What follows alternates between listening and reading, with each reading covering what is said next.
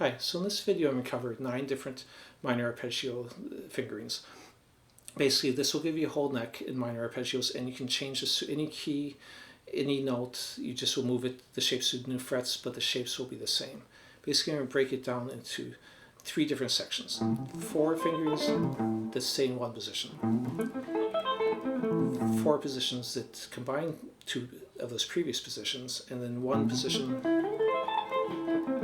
that combines 3 of those positions. Okay, so let's go ahead and jump into this. And there'll be tab at the end, and I'll also do a little bit of improvising using some of these to show you how I might use some of these too. The tab you can download at my Patreon site for free. You don't have to be a member, and the link will be in the description. So anyways, this first one's coming from this chord shape, just the arpeggio form of it. So anytime I've got adjacent notes, strings, okay, can't talk. Anytime I have 2 notes, adjacent strings that are right above each other, I roll my finger.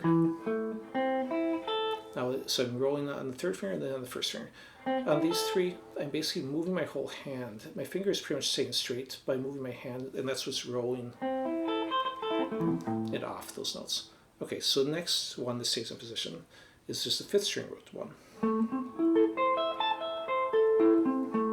Now, on these, I'm not showing the 2nd octave, because if you just go up here and off the 3rd string or off the 4th string, you can work those from inside these bigger shapes. So I would isolate and break them out and try both octaves separately, but if you do it all combined, you'll kind of have both already. So the next one will be moving backwards. So this is coming, if you're thinking like the cage system or something like that, from like a G shape, but minor. Now personally I don't like this one as much. I mean, there's nothing necessarily wrong with it, but I don't use it a lot as a whole shape. But you might use little pieces of it, so I think it's good to help you visualize the whole neck and not have a hole there without the shape, even if you don't use the whole shape in your solo. The next one will be coming off the 5th string root. This is coming from, again, if you're thinking cage system, like the C shape. Now you don't have to think of it that way. I'm just referencing it to things that people might already know. You can also kind of see, if you're picturing like an open chord, the D minor inside that.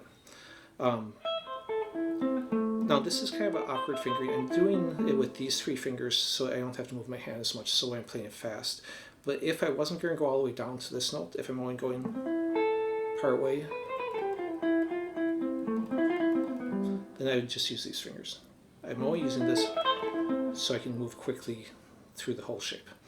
So that's 4 primary shapes. Everything else will be some combination of those. So the next one, I'll take this first shape I showed you and then the last shape and combine those 2 together. So first time through I played on my pinky. This time I move up to my 2nd finger, so I'm in position to continue to move forward.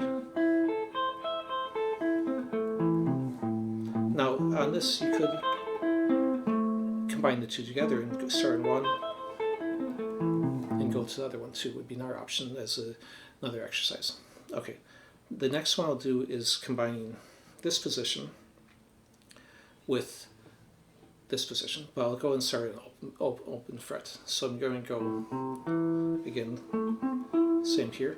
I'm again starting on my 2nd finger for that next note so I can shift forward easier. And then I'm actually going to shift forward all the way just so I can get this extra note up here. Okay, so that's the next combined position. Now I'm going to take one from here.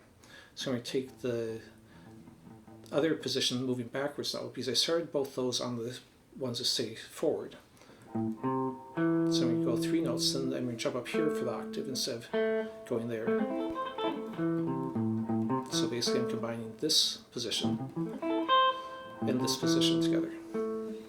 Okay, next one I'll do the same thing. I'm going to take the moving backwards one, and also I'm using this finger because I'm not going to go all the way down there. I'm going to combine it with this fingering. So again, before I hit the octave, I put the octave up in the next position. Okay, so that's the 4 combined ones. So now the last one would be the one that is a little bit more extreme. It combines 3 positions together. So I'm basically starting in this position, moving forward into this position, and then again jumping up at the octave.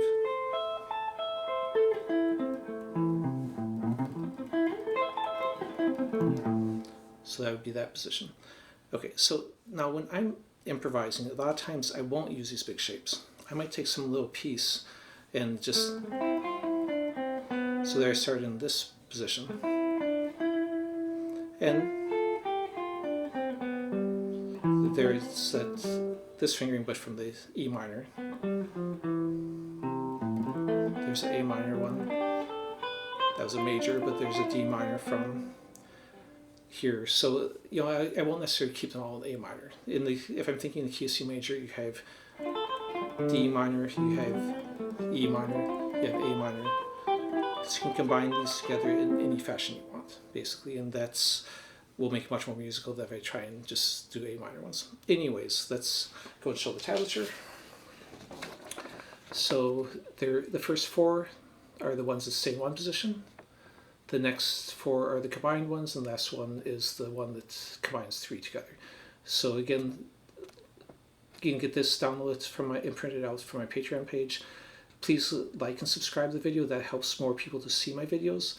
And recently, I also have a poll on my community page, which you can go in and select what type of videos you want next. Whether you want arpeggio, scale, theory, more ones from my time at GIT, so you can pick what you're interested most in. Anyways, thanks for watching.